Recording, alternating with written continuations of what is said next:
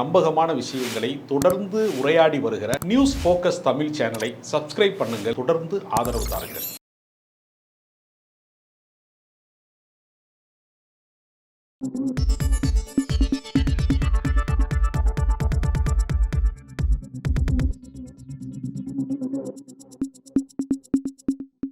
வணக்கம் சார். வணக்கம். பிரதமர் மோடி தலைமையில் டெல்லியில் நடைபெற்றிருக்கக்கூடிய நிதி ஆயோக் கூட்டத்தில் ஃபர்ஸ்ட் டைம் நம்ம சிஎம் ஸ்டாலின் கலந்துக்கிறாரு. ஏன் தொடர்ச்சி அப்படின்னாலும் புறக்கணிச்சிட்டாரு, இப்போ ஏன் கலந்துக்கிட்டார் அப்படின்ற மாதிரி பல கேள்விகள் விமர்சனங்கள் எதிர்க்கட்சிகள் ஒரு பக்கம் வைக்கிறாங்க. அது ஒரு பக்கம் இருந்தாலும் இன்றைக்கு கூட்டத்தில் முக்கியமான சில விஷயங்கள் பேசியிருக்கிறார் அவர். ஓவரால் அந்த சப்ஜெக்ட் எப்படி பார்க்க? தமிழ்நாட்டிற்கு தரப்பட வேண்டிய நிதியை தருவதற்கு மறுக்கிறார்கள். நாம் கட்டுகிற வரிப்பணமே நமக்கு திரும்ப கிடைப்பது கிடையாது. நாம் ₹1 கட்டினால் 29 பைசா தான் நமக்கு திரும்ப கிடைக்கிறது என்று சொல்லக்கூடிய அளவிற்கு உத்தரப்பிரதேசத்துக்கு ₹7 கொடுக்குறோம் என்று சொல்கிறார்கள். பல மடங்கு திருப்பி கொடுக்குறார்கள். அப்போ நிதியிலே பாரபட்சம் இருக்கிறது என்பதற்கு என்ன காரணம் என்று கேட்டால், தமிழ்நாடு உள்கட்டமைப்பில் வளர்ந்திருக்கிறது. கல்வி கட்டமைப்பு, சுகாதாரம், எல்லாவற்றிலையும் சாலை மேம்பாடு, எல்லாவற்றிலையும் தொழில் வளர்ச்சி, எல்லாவற்றிலையும் மேம்பட்டு கிடக்கிறதுங்கிறாங்க. ஆனால் அதே கட்சிக்காரன் தான் சொல்கிறேன், தமிழ்நாடு பூரா திராவிட இயக்கத்தால் தமிழ்நாடு சீரழிஞ்சிருச்சுங்கிறான். இதை சொல்கிற வாயும் அதை சொல்கிற வாயும் ஒரே வாய் தான். இது வேறு வாய், அது நார வாயின்னு கிடையாது. ரெண்டும் ஒரே வாய் தான் இதை பேசுது. ஒரு வாய் என்ன சொல்லுது, தமிழ்நாட்டை திராவிட இயக்கங்கள் சீரழித்து விட்டனன்னு சொல்லக்கூடிய அதே பாஜக வாய்கள்லாம் நிதியமைச்சர் என்கிற நிலையில் இருக்கிற போது, அதிகார மையத்தில் இருக்கிற போது, தமிழ்நாட்டுக்கு தர வேண்டிய நிதி எங்க அதாவது கழுத்து வரைக்கும் தமிழர்கள் வெள்ளத்திலே நீந்தி கிடக்கிற போது, வீடுகள் அடித்து செல்லப்படுகிற போது, நிற்கதியாக நிற்கிற போது, ஒட்டுமொத்த தமிழகமே நிலை குலைகிற போது அதை தேசிய பேரிடராக அறிவிப்பதற்கு யாரும் தயாராக இல்லை. தமிழ்நாட்டுக்கு தர வேண்டிய கல்வி நிதியை தருவதற்கு தயாராக இல்லை. தேசிய கல்விக் கொள்கையில் சேரணும், இந்தியை ஏற்றுக்கொள்ளணுங்கிறாங்க. நாம் இந்தியை ஒரு நாள் ஏற்க மாட்டோம். அது 50 ஆண்டுகளுக்கு முன்பே நம்ம போராடி வீழ்த்திய ஒரு அரக்கன் இந்தி. நான் மீண்டும் இருமொழி கொள்கை தான், எங்களுக்கு மும்மொழி கொள்கை வேண்டாம் நம்ம சொல்கிறோம். அப்போ நிதி ஆயோக் ஏற்கனவே மாநிலங்களுக்கு 41% தரணும்னா நடைமுறையில் 33% தான் தர்றாங்க. ஆனால் ஸ்டாலின் அவர்கள் இன்றைக்கு தமிழ்நாட்டின் முதலமைச்சர் ஸ்டாலின் அவர்கள் 50% வரி பகிர்வு எங்களுக்கு வேணும் என்று கேட்பதன் மூலமாக மாநில சுயாட்சியினுடைய ஒரு நாயகன், ஏற்கனவே பாஜகவால் புறக்கணிக்கப்பட்டிருக்கக்கூடிய மாநிலங்களின் முதலமைச்சர்கள், அரசியல் கட்சிக்காரர்கள் அத்தனை பேரையுமே ஒரு குடையின் கீழே ஒன்று திரட்டக்கூடிய ஆற்றல் கொண்டவர், அவரை பார்த்து இன்றைக்கு அவர்கள் முதன்மை இன்னைக்கு அந்த கூட்டத்தில் அவரை முதன்மையான இடத்திலே வைத்து அவர்களே போற்ற வேண்டிய கட்டாயத்துக்கு அவங்க ஆளாயிருக்கிறாங்க. இதுதான் உண்மை. அப்போ தமிழ்நாட்டினுடைய நிதியை தர மறுக்கிறார்கள் என்பதற்காக கடந்த காலங்களிலே புறக்கணித்தவர்கள், நாம் கேட்டும் அவர்கள் தரவில்லை என்கிற நிலைமை வந்துவிடக்கூடாது. நீங்கள் கேட்கல, நேரடியாக பிரதமரை பார்த்து நீங்கள் முறையிட்டு இருந்தால் அவர் கொடுத்துருப்பாரு. தமிழ்நாடு அரசு நீங்கள் தொடர்ந்து நிதி ஆயோக் கூட்டத்தை புறக்கணித்ததுனால தான் தமிழ்நாட்டுக்கு போதிய நிதி வரல. இதை கூட ஒரு காரணமாக சங்கிகள் சொல்வதற்கு, சாக்குப்போக்கு சொல்வதற்கு ஒரு வாய்ப்பாக பயன்படுத்தி கொள்வார்கள். எனவே நேரில் நாங்கள் கேட்டோம், கொடுத்தா நல்லது, கொடுக்கலைன்னா இதையே நாங்கள் தேர்தல் பிரச்சாரத்திற்கான உத்தியாக மாற்றுவோங்கிற ஒரு இடத்துக்கு அவர் இருக்கிறார். அதனால் அவர் கேட்கிறாரு. கேட்கக்கூடிய உரிமை அவருக்கு இருக்கிறது, கொடுக்க வேண்டிய கடமை அவர்களுக்கு இருக்கிறது. யார் இதை பயன்படுத்தி கொள்கிறார்கள் என்கிற அரசியலும் இதற்குள்ள இருக்கிறது. ஃபர்ஸ்ட் ஆஃப் ஆல் ஸ்டாலின் அவர்கள் ஒரு பக்கம் அரசியல் ரீதியாக இந்த நிதி கேட்குற விஷயம் அரசியல் காலத்தில் இருந்தாலும், இந்த பக்கம் நீதிமன்றத்தில் சட்ட போராட்டம் நடத்துகிறார். நிதி சார்ந்த விஷயத்தை திரும்ப கொடுங்க அப்படின்ட்டு. ஏற்கனவே ஆளுநருக்கு எதிராக ஒரு பெரிய வரலாற்று முக்கியத்துவம் வாய்ந்த ஒரு தீர்ப்பு பெற்றார். இப்போ அதே வழியில் அடுத்த ஒரு வழக்கையும் தொடுக்கிறாரு. வழக்கை தொடுத்துட்டு தான் இங்கே போய் நிற்கிறார். அங்கே இன்னொரு விஷயத்தையும் சொல்கிறார், எல்லா விஷயத்தையும் நீதிமன்றத்துக்கு நாடியே நாங்கள் இதை பெறுவது மாதிரி இருக்கக்கூடாது அப்படின்ற ஒரு விஷயத்தையும் சொல்கிறாரு. ஸோ இது ஒரு நெருக்கடி, அதாவது மத்திய அரசுக்கு மோடி அரசுக்கு ஒரு நெருக்கடி ஏற்படுத்துறது மூலமாக அந்த நிதி வாங்கணும் அப்படின்ற இடத்துக்கு நகர்ந்துட்டார் அவர். இல்லை, அதாவது மக்கள் மன்றத்திலும் போராடுகிறார்கள், நீதிமன்றத்திலும் போராடுகிறார்கள். எந்த இடத்திலையுமே தமிழர்களுக்கான உரிமையை விட்டுக் கொடுக்கக்கூடாது என்கிற இடத்துல தமிழ்நாடு அரசு உறுதியாக இருக்கிறது. அதாவது மற்ற மாநிலங்களுக்கும் தமிழ்நாட்டுக்கும் நிறைய வேறுபாடு இருக்கிறது. நீங்கள் மற்ற மாநிலங்கள்லாம் என்ன நடக்குதுன்னா, மணிப்பூரில் இணையதள சேவையை உடனே கட் பண்ணுறாங்க. கலவர சூழலாக இருக்கிறது, அசாதாரண சூழலை நிலவுகிறது என்றால் இணையதள சேவையை இல்லாமல் பண்ணுறாங்க. காஷ்மீரில் 370 நீக்குகிற போது, அந்த மாநிலத்தை யூனியன் பிரதேசமாக உடைக்கிற போது என்ன செஞ்சாங்க, இணையதள சேவையை உடனே நிறுத்துகிறாங்க. ஆனால் சாதாரண கிராமப்புறங்களிலே கூட இணையதள சேவையை நீட்டிக்க வேண்டும் என்பதற்கான திட்டத்தை இவர்கள் நிறைவேற்றுறாங்க. ஒரு ஆட்சி நல்லாட்சியா இல்லையா என்பதற்கு நான் அடையாளமாக பார்க்குறேன் இந்த இணையதள சேவையை. தகவலை வந்து கொண்டு போய் சேர்த்துடக்கூடாது, என்னுடைய வண்டவாளத்தை தண்டவாளத்தில் ஏற்றிடாதுன்னு சொல்லுவாங்கல்ல. குற்றம் செய்தவர்கள் வந்து தங்களை வெளிப்படுத்திக் கொள்ள விரும்ப மாட்டார்கள்ல, குற்ற உணர்ச்சியை வந்து மறைமுகமாச்சு. அது மாதிரி பாஜக ஆளுகிற மாநிலங்கள்ல நீங்கள் பார்த்தீங்கன்னா இங்கே பழைய கதைகளை வந்து புராண கதைகளை சொல்கிறது, வந்து 350 வருஷத்துக்கு முன்னாடி இறந்து போன மன்னனோட கல்லறை அடிக்கலாம் வாங்கன்னு கூப்பிடுறது, இந்த மாதிரி தான் அவன் மக்கள் போராட்டத்துக்கு அழைக்கிறான். ஆனால் தமிழ்நாட்டில் ஒரு அறிவு புரட்சி நிகழ்கிறது. இங்கே எல்லாமே வந்து இங்கே பார்த்தீங்கன்னா ஐஏஎஸ் ஐபிஎஸ் படிக்கிறவனுக்கு 40 கோடியில் வந்து தேர்வு மையத்துக்கு தயாராவது எப்படி என்பதற்கான கட்டுமானங்களை உருவாக்குறாங்க, கட்டமைப்பை உருவாக்குறாங்க இங்கே. அதெல்லாம் அது அவங்களுக்கு வந்து அதை பற்றி அறிவே கிடையாது.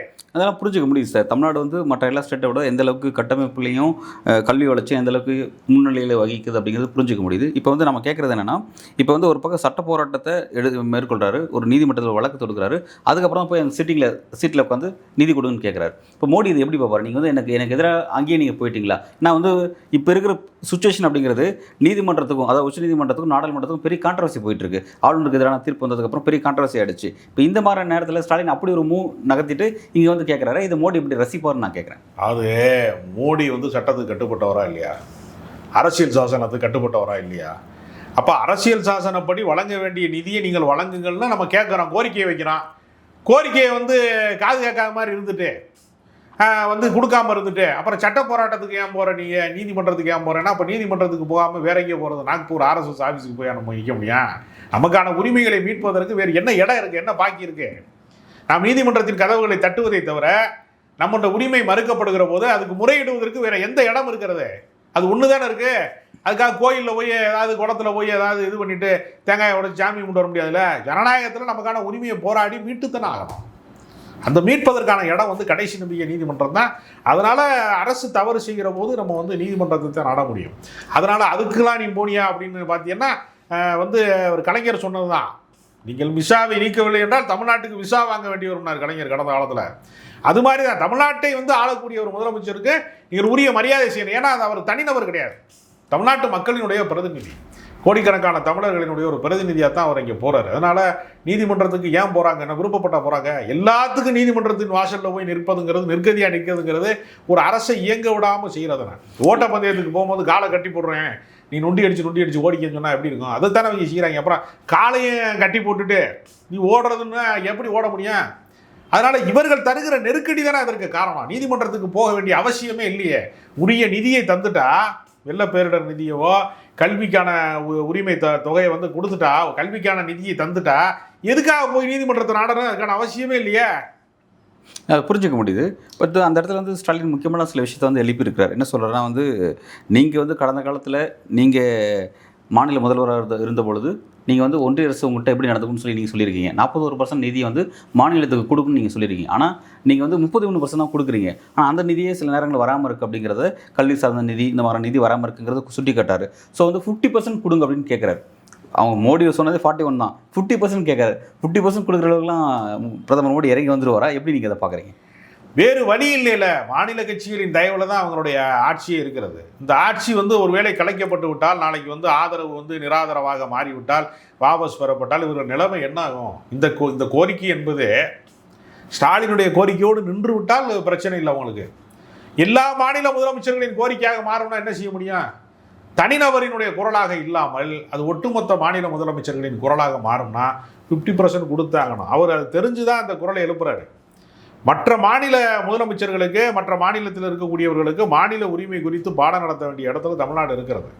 அதனால் அவர் வந்து பாஜக ஆளாத மாநிலங்களில் இருக்கக்கூடிய எல்லா முதலமைச்சர்களுக்கும் அழைப்பு விட்டு கடந்த காலங்களில் வந்து கூட்டங்கள்லாம் நிகழ்த்தினதுனால இந்தியா கூட்டணி வந்து தேர்தலோடு முடிந்து விட்டது என்று நினைத்து கொண்டிருந்த போது அவர்களுக்கு ஒரு சிம்ம சம்பளமாக ஸ்டாலின் திகழ்கிறார் என்பதுதான் அவருடைய அந்த கோரிக்கையினுடைய சாராம்சம் நமக்கு சொல்லுது. இப்போ நீங்கள் சொல்கிறது பார்த்தா தேசிய அளவில் ஸ்டாலின் அரசியல் ஆளுமை செலுத்துகிற இடத்துக்கு வந்துட்டாரா? நீ எப்படி ஒரு மாநில முதலமைச்சராக இருந்தவர் தானே மோடி. அவர் வந்து பிரதமராக மாறுகிற போது இந்தியா கூட்டணி என்கிற ஒரு மாபெரும் கூட்டணியில் வந்து அங்கம் வைக்கக்கூடியவர், நாளைக்கு வந்து காங்கிரஸ் முதன்மைப்படுத்தினா எப்படி, எங்கேயோ இருந்த ரிசர்வ் பேங்கில் கவர்னராக இருந்த, எங்கேயோ ஒரு மூலையில் பொருளாதாரம் பேராசிரியராக இருந்த மன்மோகன் சிங் பிரதமராகிறார் இல்லையா? அரசியலில் எது வேண்டுமானாலும் நடக்கலாம். எடப்பாடி பழனிசாமி பலமுறை சொல்கிறாரு, நான்லாம் எங்கள் ஊரில் கவுன்சிலரே ஆக மாட்டோம் தான் இருந்தேன், என்னை சிஎம் ஆக்கி விட்டாங்க சொல்கிறார்ல. அரசியலில் எது வேண்டுமானாலும் சாத்தியம். சார், பிரதமர் மோடி ஒரு தேசிய கட்சியினுடைய மாநில முதல்வராக இருந்தார். பட் திமுக அப்படிங்கிறது ஒரு மாநில கட்சி தான். ஆமாங்க, இந்தியா கூட்டணியும் ஒரு மாநில கட்சிகள் எல்லாவற்றையும் ஒருங்கிணைக்கிற ஒரு தேசிய அணி தாங்க அது. சரி, இந்தியா கூட்டணி காங்கிரஸ் தான் சார் லீடிங் லீடிங்ல இருக்கட்டுங்க. நாளைக்கு எது வேண்டுமானாலும் நடக்கலாம். அரசியலில் வந்து இதுதான் நிகழ வேண்டும் என்பது இல்லை.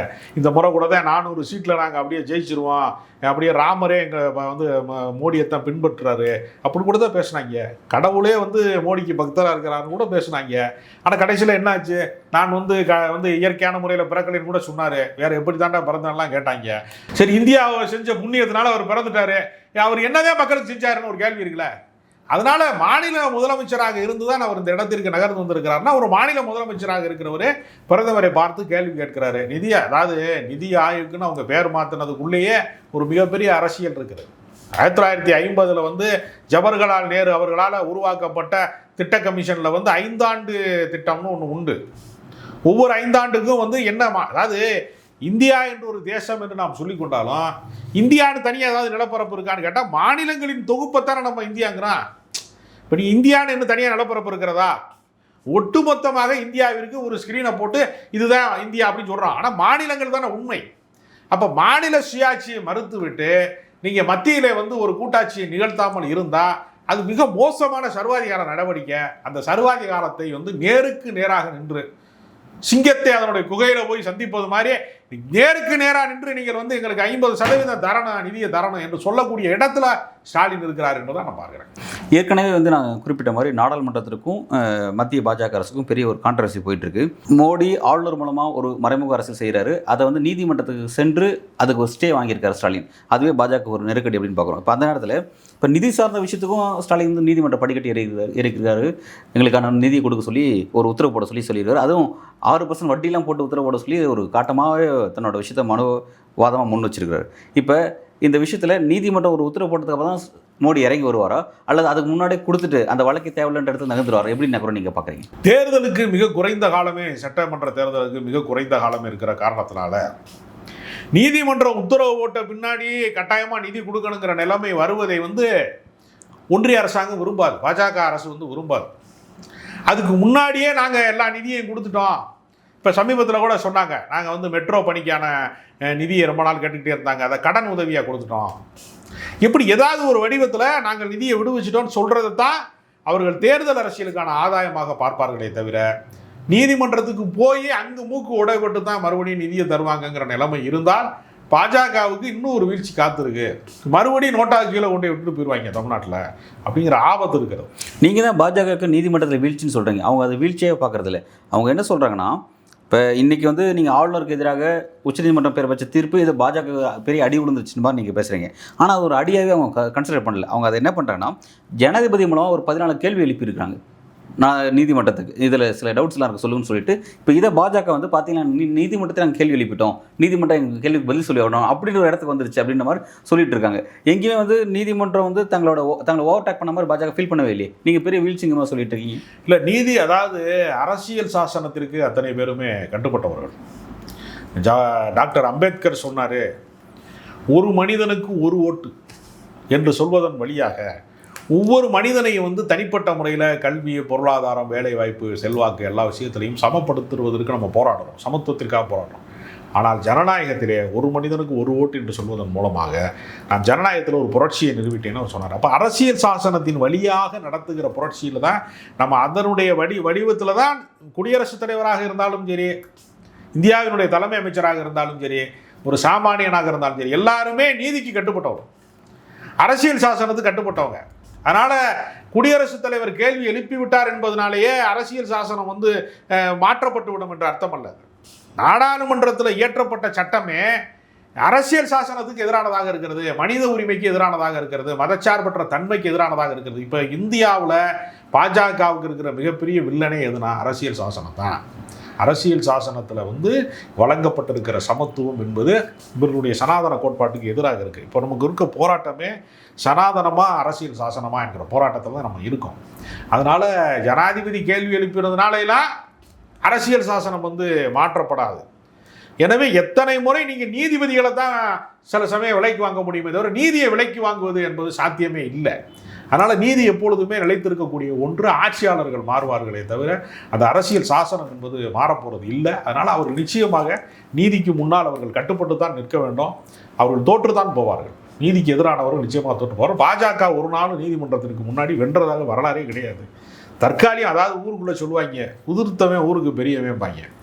எல்லா வெக்கமானத்தையும் விட்டுட்டு எதை வேண்டுமானாலும் குறுக்கு வழியில் வந்து அதிகாரத்திற்காக எதை வேண்டுமானாலும் அடையலாம்னு பாஜக நினைக்கிறதே தவிர நடைமுறையில் பாஜகவை பார்த்து மக்கள் காரி துப்பிக்கிட்டே இருக்காங்க. அரசியல் விழிப்புணர்வு அடையாத சில மாநிலங்கள், பின்தங்கியவர்கள், ரொம்பவும் வந்து வறுமை கோட்டுக்கு கீழே இருக்கிறவர்கள், இன்னும் விழிப்புணர்வு பெறாத கொஞ்சம் பேர்கிட்ட போய் கடவுள் நம்பிக்கையவோ சாதி நம்பிக்கையவோ ஏதோ ஒன்று சொல்லி கொஞ்ச நாள் ஏமாற்றலாம். எல்லா காலத்துலையும் எல்லாரையும் ஏமாற்ற முடியாது. எப்படி வந்து கடந்த காலங்களில் வந்து புல்வாமா தாக்குதலில் நடந்த மோசடி என்ன அப்படிங்கிறத அந்த பாஜகவை வந்து காஷ்மீருக்கு ஆளுநராக இருந்தவரே பின்னால் சொன்னார் இல்லையா? இப்போ அவங்க ஆளுகளே அவங்கள சந்தர்ப்பம் வரும்போது காட்டி கொடுத்துருவாங்க, உண்மையை சொல்லிடுவாங்கங்கிற நிலைமை வருகிற போது அவர்களுடைய பொய்களை அவர்கள் ரொம்ப நாள் பாதுகாக்க முடியும். இப்போ கூட பகல்காமில் சுட்டவனை பிடிக்காம யார் மேலேயே குண்டை போட்டேன், போர் விமானம் மறந்துச்சுன்னு சொல்றதன் மூலமாக தீவிரவாத தாக்குதலை தடுக்க தவறிவிட்டார்கள் என்கிற குற்றச்சாட்டுக்கு முன்னாடி அவர்கள் தலை குனிந்து நிற்கிறாங்க. சும்மா தேசபக்தினா யார் உள்ள வந்தா, யார் எப்படி நீங்க அனுமதிச்சாங்க, எப்படி அவன் வெளியே தப்பிச்சு போனேன், ஏன் அவனை இன்னைக்கு வரைக்கும் பிடிக்கலைங்கிற கேள்விக்கு பதிலே கிடையாது. சும்மா போர் விமானம் பறந்துருச்சு, அந்த நாடு வந்து இனிமேல் உலக வரைபடத்தில் இருக்காதுங்கிற டயலாக்கத்தான் சொல்லிக்கிட்டே இருக்கிறாங்களே தவிர உண்மையிலேயே தீவிரவாதம் ஒழிக்கப்பட்டதா? ஒழிக்கப்பட்டிருக்கு. பாகிஸ்தானில் இருக்கக்கூடிய பயங்கரவாத முகாம்லாம் ஒழிக்கப்பட்டிருக்கு. பெரிய உள்ள வந்தவன் யாருன்னே தெரியல. பாகிஸ்தானில் இருக்கிற பயங்கரவாத முகாம் மட்டும் பளிச்சுன்னு தெரியுது. உள்ள வந்தவன் யாருன்னு தெரியல.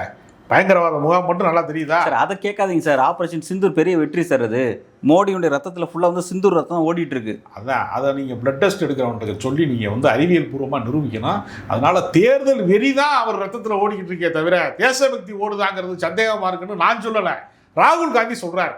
அதனால் இந்த மாதிரி வெறியை ஊட்டுவது, மத வெறி மாதிரி அப்படி கேள்வி கேட்கக்கூடிய ராகுல் காந்தி தேச விரோதியாக செயல்படுறாரு அப்படிங்கிறாங்க. ஆமாம், உண்மைதான் அது. ஏன்னா ஜவஹர்லால் நேரு காலத்தில் இருந்தே சுதந்திர போராட்டத்துக்கு பாடுபட்ட காலத்தில் ஆர்எஸ்எஸ் மாதிரி பல வேலை திட்டங்களை எல்லாம் செய்ய தெரியாத ஒரு பெரிய ஒரு மோசமான பேர்வழிகளுடைய வம்சத்திலிருந்து அவர் வந்திருக்கிறாரு. அதனால தேசபக்தியை பற்றி ராகுல் காந்திக்கு வந்து பாடம் நடத்தக்கூடிய அளவுக்கு ஆர்எஸ்எஸ் காரர்கள் வந்து இப்படிலாம் வருவாங்கன்னு தெரிஞ்சிருந்தா பிரிட்டிஷ்காரன் வந்து விடுதலை ரொம்ப முன்னாடியே கொடுத்துருப்பான்.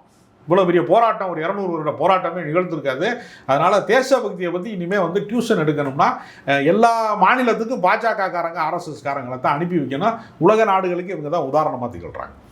நீங்கள் ரொம்ப வந்து சிறுமைப்படுத்துறீங்க. அதாவது நேற்றைக்கு கூட அமித்ஷா பேசியிருக்கிறாரு, இந்த அட்டாக் மூலமாக பாகிஸ்தானுக்கும் பயங்கரவாதத்துக்கும் இருக்கிற தொடர்பு உலகளவில் அம்பலமாயிடுச்சு அப்படின்னு சொல்லியிருக்காரு. இது விஷயமா வெளிநாட்டுக்கு போயிருக்கக்கூடிய இந்தியாவுடைய தூதுக்குழு வந்து இந்த விஷயத்தை அம்பலப்படுத்தக்கூடிய வேலை செஞ்சுட்டு இருக்காங்க. இப்போ மிகப்பெரிய வெற்றி செஞ்சுட்டுன்னு சொல்லிட்டு இருக்காங்க. நீ அதை எந்த அளவுக்கு கேள்விக்கு உட்படுத்துறீங்களே? நீங்கள் அது கேள்விக்கெல்லாம் உட்படுத்தலைங்க. உண்மையாகவே தீவிரவாதத்தை ஒழிங்கன்னு தான் நம்ம சொல்கிறோம். நம்ம தீவிரவாதத்தை ஒழிக்க வேணாம் அப்படி நம்ம யாருமே சொல்ல முடியாது. உண்மையிலே பயங்கரவாதத்தை ஒழிங்க. கருப்பு பணம் வந்து ஒழிச்சிட்டேன், நான் பண மதிப்பு நீக்கத்து மூலமாக கருப்பு பணத்தை ஒழிச்சிட்டேன். ஏன் ஒழிச்சேன்? தீவிரவாதத்தை ஒழிக்கிறதுக்காக ஒழிச்சேன். அப்புறம் அதுக்கு பின்னாடி தானே எல்லா தாக்குதலும் நடக்குது. அதனால் உண்மையாகவே ஒழிங்க. சும்மா வந்து காதில் வந்து பூ சுத்தலாம், பூமாலையாக வாங்கி போடாதீங்க. எங்கள் காது தாங்காதுன்னு நாங்கள் சொல்கிறோம். உண்மையான தேசபக்தர்கள் என்ன செய்ய முடியும்? நீங்கள் சொல்கிற பொய்யை பூரா ஏற்றுக்கிட்டா தான் எங்களுக்கு தேசபக்தி இருக்குன்னு சொன்னால் இதை விட ஒரு இதுவாக தேசபக்தியை வந்து சிறுமைப்படுத்துறது யார்? எது சார் பொய்ங்கிறீங்க? எதை பொய்ங்கிறீங்க? பாகிஸ்தானில் பகல்காம் தாக்குதல் நடத்துகிறவனை கைது செய்யாமல், அவனை சுட்டு கொள்ளாமல், அவங்கள பிடிக்காம மொத்தமாக குட்டை போட்டு விமானம் மறந்துச்சு, கட்டடத்து மேலே விழுந்துச்சு, அங்கே விழுந்துச்சு, இங்கே விழுந்து, இதே சொல்லிட்டு இருக்கீங்க. பிரச்சனை யார் அவங்க சார்? பிரச்சனையே தாக்குதலுக்கு உள்ளானவே. நான் என்ன சொல்கிறேன், நான் இங்கேருந்து வடவள்ளியிலேருந்து அசோக் பில்லர் போகிறதுக்குள்ளே என்னை 5 போலீஸ் பிடிக்கிறான். என்னடான்னு கேட்டால் உனக்கு லைசன்ஸ் இருக்காங்கிறான், காற்றுல இது இருக்காங்கிறான், வண்டியில் என்ன வச்சுருக்கேங்கிறான், பழைய கர்ச்சிப் தான் வச்சுருக்கேன்னா எடுத்து காட்டு, உண்மையாக கர்ச்சிப் தானான்னு கேட்குறான். இங்கே சாதாரணமாக இங்கேருந்து ஒரு 50 அடி தூரத்துக்கு நகர்றதுக்கே என்னை வந்து ஆய்வு செய்கிறாங்க. ஒரு தனி மனிதனைய சிக்னல் வந்து கேமரா வச்சுக்கிட்டு இருக்கேன். வண்டி விற்க போனோம்னா நீ 7 முறை சிக்னலை தாண்டி போயிருக்க, ஃபைனை போடுங்கிறேன்.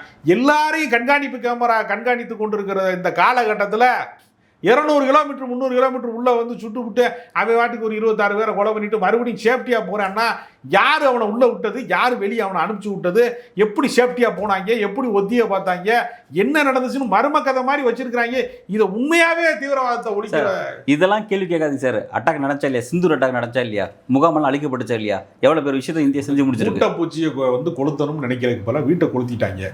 விட்டுருங்க. உங்கள் தேசபக்தி என்பது மூட்டைப்பூச்சியை நான் அடிக்கணும்னு நான் சொல்கிறேன், வீட்டை கொளுத்துனா சரியாக போயிடும். இங்கே தான் நீங்கள் புரிஞ்சுக்க மாட்டேங்கிறீங்க. பிரச்சனையை சரி பண்ணுறத விட பிரச்சனையோட வேறு சரி பண்ணுறது ரொம்ப முக்கியமானது. தீவிரவாதிகள் கிளம்புறத விட தீவிரவாதிகள் எந்த தீவிரவாத செயலும் நிகழவே நிகழாது என்று உத்தரவாதம் தெரியல. நான் ஒத்துக்கிறேன்.